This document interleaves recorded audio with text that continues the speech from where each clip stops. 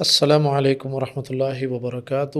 اعوذ باللہ من الشیطان الرجیم، بسم اللہ الرحمن الرحیم۔ کتاب البیوع، صحیح بخاری، باب نمبر 5۔ امام بخاری رحمہ اللہ نے جو عنوان لکھا ہے، باب من لم یرا الوساوس ونحوها من الشبہات۔ جب امام بخاری رحمہ اللہ نے مشکوک یا شبہات کے حوالے سے اصل ایک اصولی قاعدہ بیان کر دیا اور پھر اس اصولی قاعدے کی وضاحت میں 3 واقعات بیان کر دیے، پھر نبی کریم صلی اللہ علیہ وسلم کی سیرت سے آپ کے ذاتی واقعات بھی نقل کر دیے، اور پھر وہ اصولی قاعدہ یہ بیان کیا کہ مشکوک چیزوں سے اجتناب کرنا چاہیے، شبہات سے اجتناب کرنا چاہیے۔ لیکن اس کے بعد یہ بھی ضروری تھا، امام بخاری رحمہ اللہ نے یہاں پر جو ایک، میں نے جیسا کہ شروع میں کہا تھا، ایک منطقی ترتیب ہے ان ابواب میں، کہ جب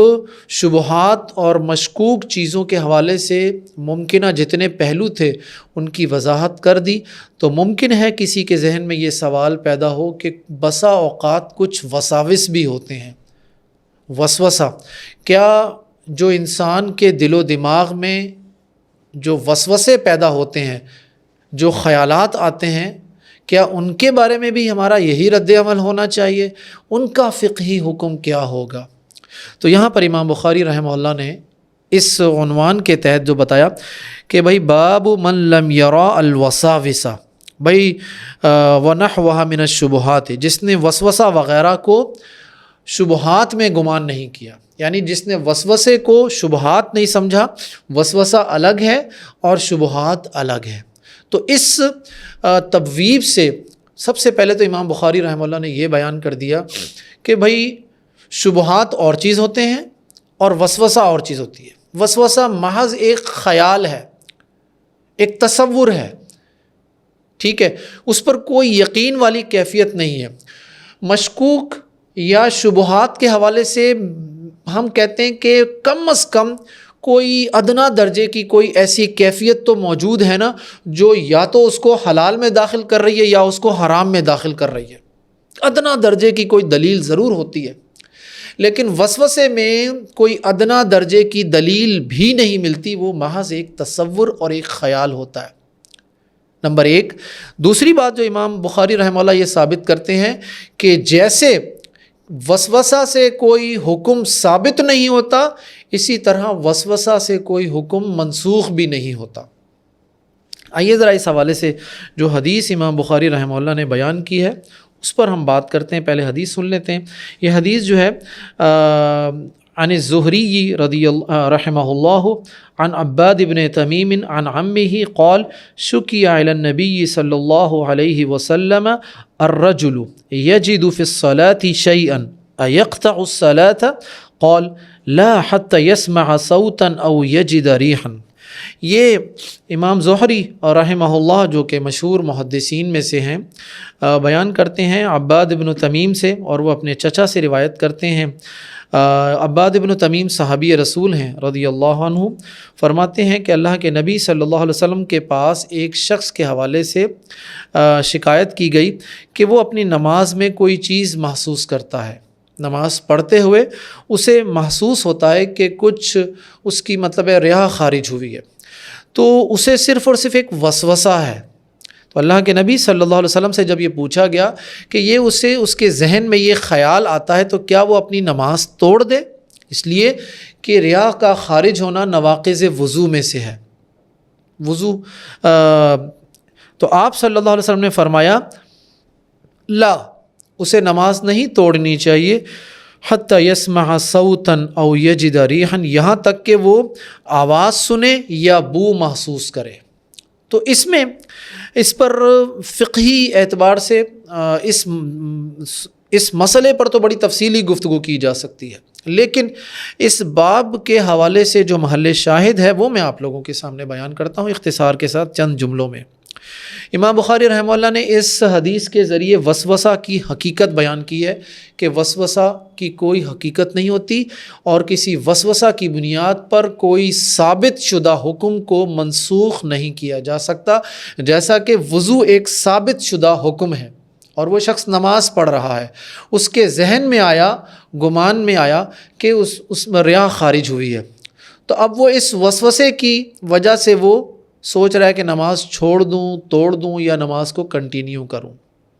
میں اس کو مزید وضاحت کے ساتھ اگر بیان کرنا چاہوں تو ریا خارج ہونے والا عمل ایک ایسا عمل ہے کہ بسا اوقات انسان کو احساس ہو جاتا ہے اور بسا اوقات احساس انسان کو نہیں ہوتا، ٹھیک ہے۔ تو اللہ کے نبی صلی اللہ علیہ وسلم نے اس حوالے سے اس معاملے کو وسوسے کی حدود سے نکال کر ایک حتمی اور قطعی حدود میں کس طرح داخل کیا، کہا کہ حتی یسمع صوتا او یجد ریحا، بھائی یا تو آواز سنے ریا خارج ہونے کی یا پھر وہ بو محسوس کرے، تو اس کیفیت میں وہ نماز جو ہے اپنی توڑ سکتا ہے اور پھر وہ جائے، اور پھر اس پر محدثین کی تفصیلی گفتگو ہے کہ وہ واپس جائے گا، وضو کرے گا، پھر نماز نئے سرے سے شروع کرے گا یا کیا کیفیت ہوگی، وہ ساری ایک الگ سے ہمارے پاس تفصیل سے بات آتی ہے۔ علی کل حال اس میں خلاصہ جو ہے وہ یہ ہے کہ وسوسہ اس کی شریعت میں کوئی حیثیت نہیں ہے۔ بات ذہن میں رکھیے گا، میں دوبارہ پھر یہ بات ریپیٹ کر رہا ہوں کہ شبہات میں اور وسوسہ میں فرق کیا ہے۔ شبہات میں منیمم کم از کم یہ شبہ موجود ہوتا ہے کہ یہ حلال ہے یا حرام ہے، ٹھیک ہے، یا پھر اس کے بارے میں کوئی حکم واضح نہیں ہوتا، نہ حلال کا نہ حرام کا، ٹھیک ہے، تو اس کیفیت میں وہ شبہ ہے۔ لیکن وسوسہ میں ایسی کوئی کیفیت موجود نہیں ہے، منیمم اقل شیء بھی کسی درجے کی، کوئی ادنا درجے کی بھی کوئی کیفیت موجود نہیں ہے کہ اس کے حوالے سے یہ چیز پیدا ہو، وہ محض ایک خیال اور ایک تصور ہوتا ہے۔ مثال کے طور پر اس کے بارے بلکہ ہم ایسا کرتے ہیں کہ ہم اگلی حدیث پڑھ لیں تو وسوسہ کی مزید وضاحت ہو جائے گی۔ یہ حدیث سیدہ عائشہ کی ہے، عن عائشہ رضی اللہ عنہا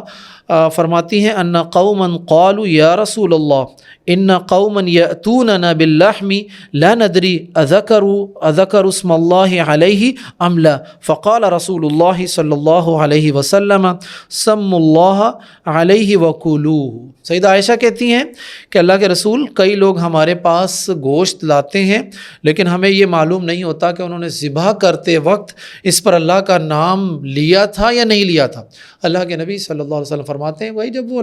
جب وہ گوشت آئے تو تم خود اس پر بسم اللہ پڑھو اور اس کو کھا لو۔ اب یہ ایک وسوسہ ہے محض۔ وسوسے کی بنیاد کیا ہے؟ وسوسے کی بنیاد یہ ہے کہ ایک مسلمانوں کی بستی میں جب گوشت ذبح کیا جائے گا تو ایک نارمل جو ایکسرسائز ہے، شرعی ایکسرسائز، جو ایک لوگوں کا ایک شرعی عمل ہے، ہمیشہ ذبح کیا جاتا ہے، اللہ کا نام لے کر تکبیر کے ساتھ ذبح کیا جاتا ہے۔ مسلمانوں کی بستی میں صرف محض چھری نہیں پھیری جاتی بغیر تکبیر کے،